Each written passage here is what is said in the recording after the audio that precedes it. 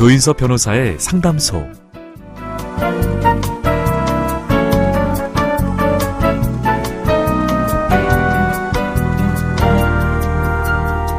바둑을 둘 때 한 발 떨어진 거리에서 구경하던 훈수꾼이 묘수를 짚어낼 때가 종종 있죠. 구경꾼의 눈에 기막힌 수가 보이는 건 승패에 대한 부담 없이 한 발 떨어져서 바둑판을 바라보기 때문이라고 하는데요. 복잡한 일도 한 걸음 떨어져서 바라보면 어떨까요? 조인섭 변호사의 상담소 지금 문을 열겠습니다.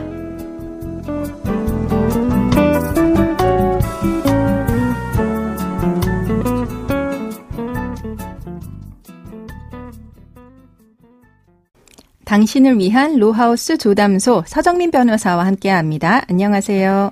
안녕하세요. 법무법인 신세계로의 서정민 변호사입니다. 네, 오늘의 고민 사연은 어떤 내용일까요? 저는 아내와 30년간 부부로 살았고요. 아들, 딸 둘을 낳았습니다. 모두 어엿한 직장인이 됐죠. 저는 한 집안의 가장으로 최선을 다해왔는데요. 얼마 전에 큰 문제가 생겼습니다. 투자에 실패해서 큰 빚을 지게 된 겁니다. 이 사실을 아내에게 숨겨왔는데 최근에 들키게 됐습니다.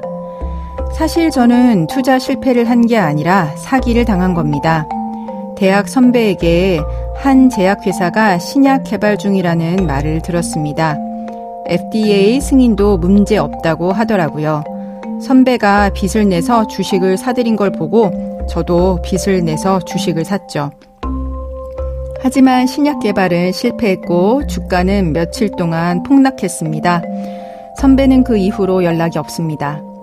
이 사실을 안 아내는 없는 돈을 융통해서 급한 빚을 갚았습니다.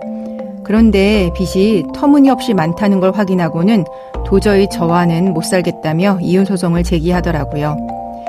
저는 한평생 바람을 피운 사실도 없고 오로지 가정에 충실했습니다.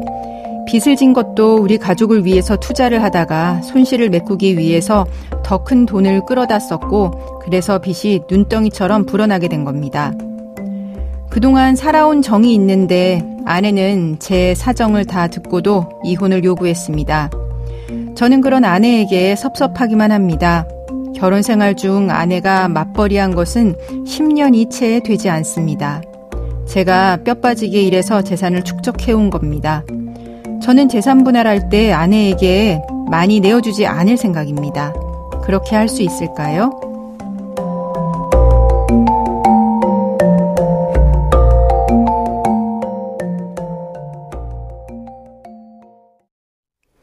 네, 이제 투자를 위해서 거액의 채무를 부담하게 된 상황이세요.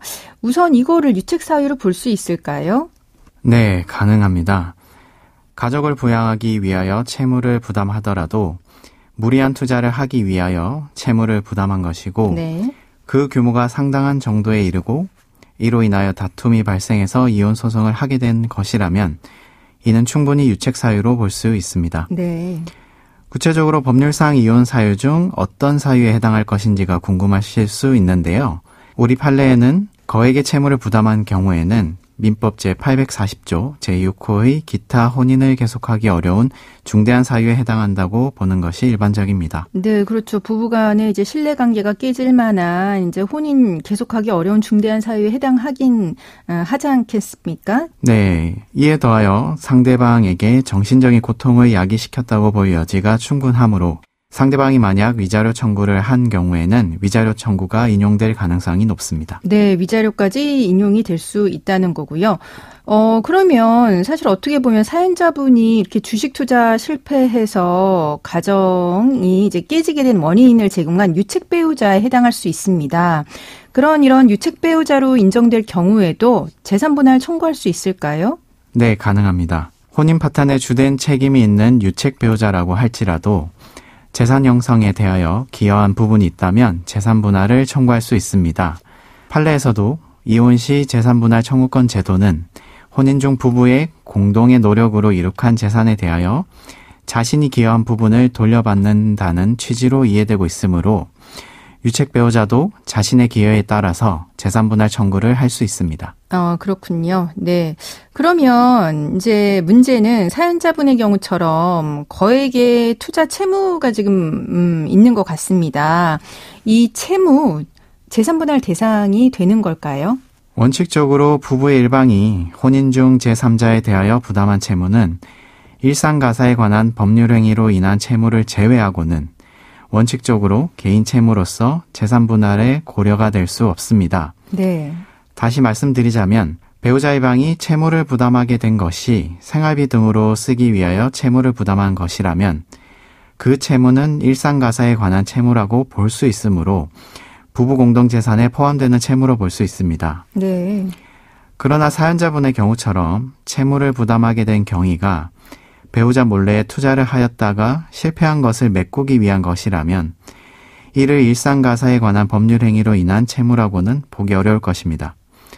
그렇다고 하더라도 완전히 배우자가 몰랐던 상황이 아닌 경우에는 이를 입증할 수 있는 자료를 준비해서 그 채무를 재산분할의 대상으로 삼을 수는 있습니다. 네, 그렇군요. 그러니까 상대방도 이 투자 사실을 알고 같이 동의를 했는지도 중요할 것 같고, 이제 생활비에 쓰인 채무인지도 이제 기준이 되긴 하겠습니다.